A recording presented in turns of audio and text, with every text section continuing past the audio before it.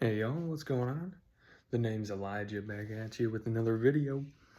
I just got out of the shower, so sorry my hair's a bit of a mess. Oh well. But yeah, I just wanted to update y'all. It's been a little bit. Um, my bench press is actually gone at the moment, so I won't be able to work out. But I at least wanted to, talk with y'all, let y'all know what's going on in my life and what I'm feeling, what I want to talk about. Um, don't really have a plan on what to talk about in this video, but I wanted to get one out for y'all.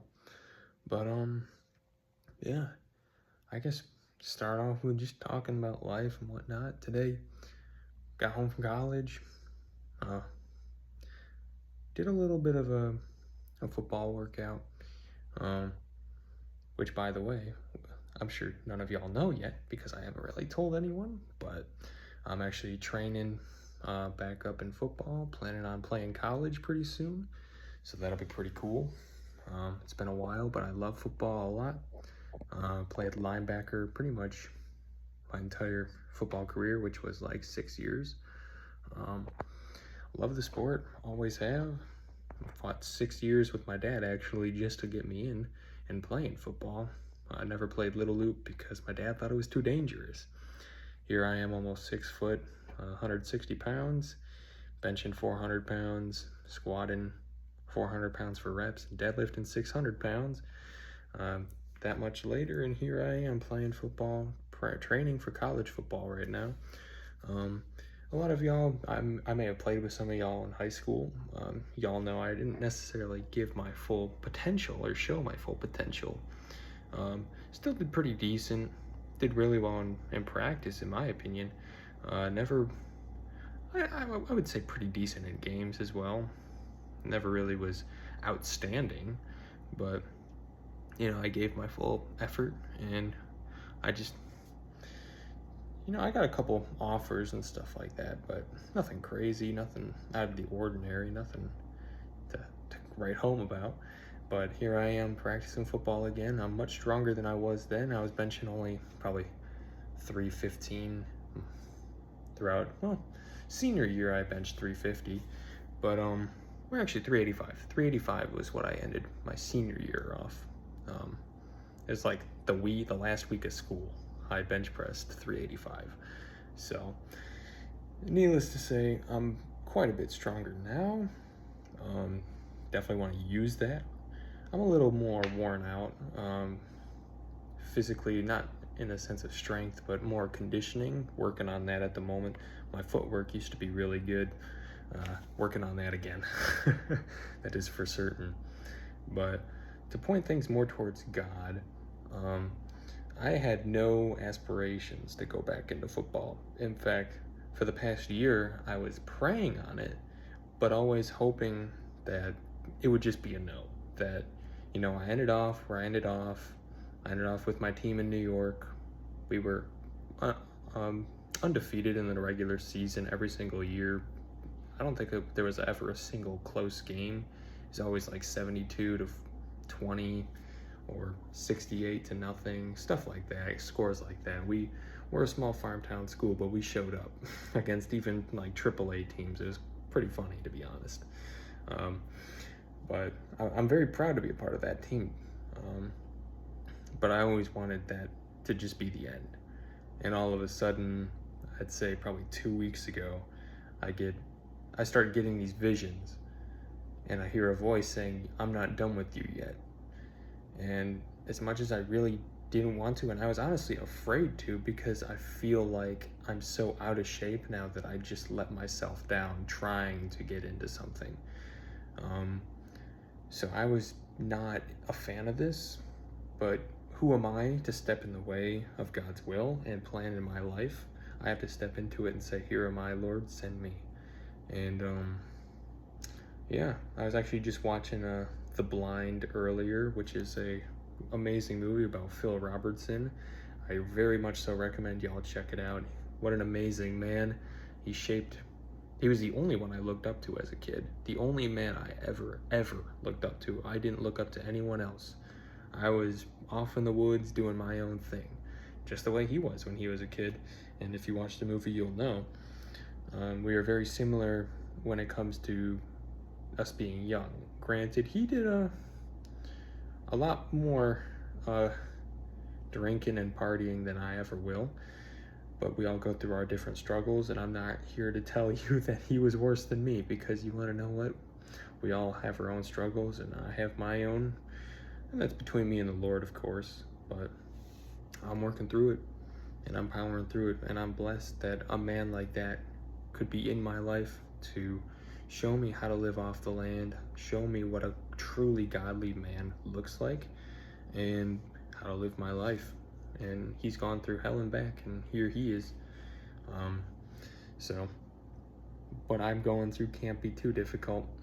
I mean, the only thing I really struggle with right now is just the whole male loneliness epidemic kind of a thing.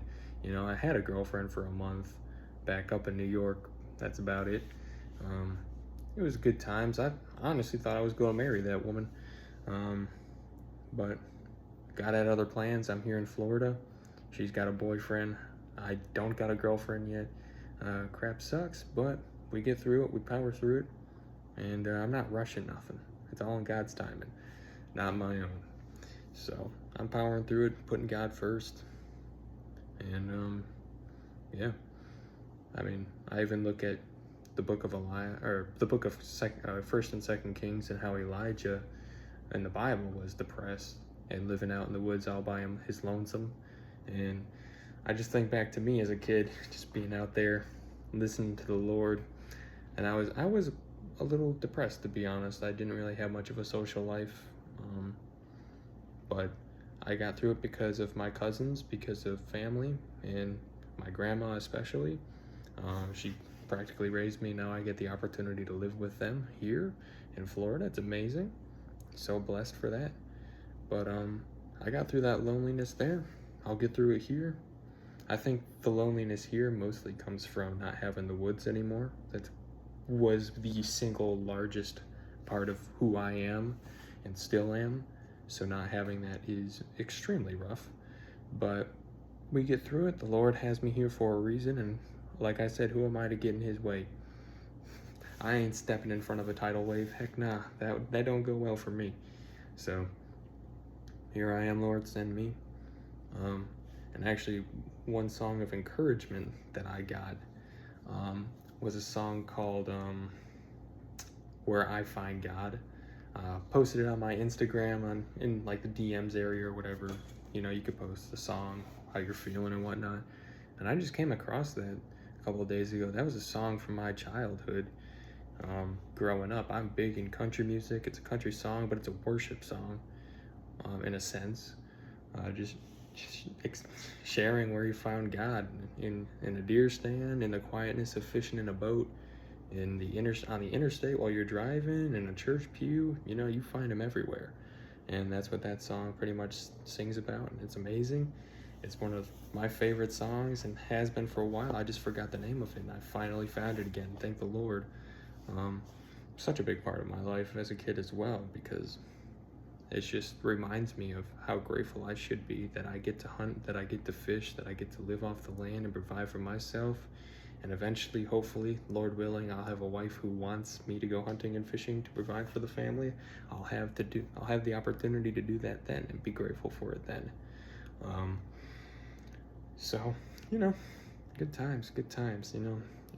What a time to be alive and be grateful to the Lord. We got to be grateful to him for all things, because man, I got a car, I got a job, I got a young adult group that I get to go to and fellowship with friends. I got friends who just I don't know how it happens, but no matter where I go, I find people who are exactly like me. Like in New York, it was the redneck group in school. You know, I got to be a part of that and be friends with all of them, and even not kids from the redneck group, but are more laid back people. Shout out to my boy Peter. You know, not a redneck, but probably my best friend ever. I mean, he got me through hell and back. We've gone through hell and back together, and I'm so grateful to call him friend and for him to be in my life. So here I am, still moving, still walking, still grateful for what the Lord is doing in my life and for the amount of times he's used me. Even just being great, I'm grateful for the times he's been able to use me. I've been able to, with the Lord's words, save people and bring them back to God and point back to the Lord, that he's given me wisdom to impart into these people and bring them back. And it's not my words. It's never my words. It's never my doing. I'm just the vessel. He does everything else. It's amazing. It's amazing what he can do. And it's so weird because, you know, you hear people say that and you just sometimes don't even know what they mean by that until it happens to you. But you literally, you don't even know what next to say, but something just comes out. And it's always the right thing that comes out. And I'm like, wait, what? I wasn't even thinking. How did that even come out? But it's the Lord. It's the Lord speaking through me. And I'm just so grateful that I've been able to see that, because there's so many people who haven't. And I would like to just encourage people who haven't. There was a time in the Bible where there was 400 years of just silence. No one heard God in all of Israel. But they had to have that blind faith that he was still there and he still loved them. It was 400 years between the time of, I believe it was Samuel, and the coming of Jesus. And, or maybe it was Isaiah. I'm not super positive. I'll have to read back on it. But the timing between that prophet who prophesied that there would be a Messiah that would come and to the time where Jesus came was 400 years. How many generations is that before someone heard Jesus? That is multiple generations who have never heard Jesus speak. And yet they had to believe. That is blind and loving faith. And we have to have that. We have to not expect God to speak, but still act on what he tells us to do. And you don't have to hear him directly to know what he wants you to do. There is just instinct as a Christian on how to live your life, and that is exactly how you should live. And I know it's hard. I know it's difficult. I haven't even heard the Lord all that much. But when I have, it's amazing. When I haven't, he's giving you the opportunity to take your steps, show your faith, even when you're not hearing him, to walk blindly in faith that he's still got you and he still has a plan for you. Just because you can't hear him doesn't mean he's not there. So I just like to encourage y'all with that. Yeah, that's pretty much all I gotta say. Just a little update video. I want to start posting weekly, just to post weekly. I mean, yeah. A lot of times it won't be in this format. A lot of times it'll just be talking about my life. Sometimes, you know, the Lord comes up. Sometimes he doesn't. It just depends on what that week has in store for me, what I hear. And I'm fixed to post a fishing video pretty soon. We'll see. I'll probably do some cast netting for some tilapia, make some fish tacos or something like that. I'll make a video on that. Probably recruit the help of my sister or something to edit it and make an actual video. We'll see. We'll see. I'm not good at that stuff, so I need someone to help me. But regardless, thanks for watching. Like if you want, subscribe if you want. Don't matter to me. I just do this because I like to do it, because I want to do it, because the Lord has told me that I need a platform to speak his name, and that's what I'm gonna do. And yeah, I mean, hit the notification bell if you want. I'm sure I'm not super big in the algorithm. I mean, I don't really do hashtags or none. I don't really know how to do that crap. But regardless, stay blessed. God bless. Be a blessing. And see y'all.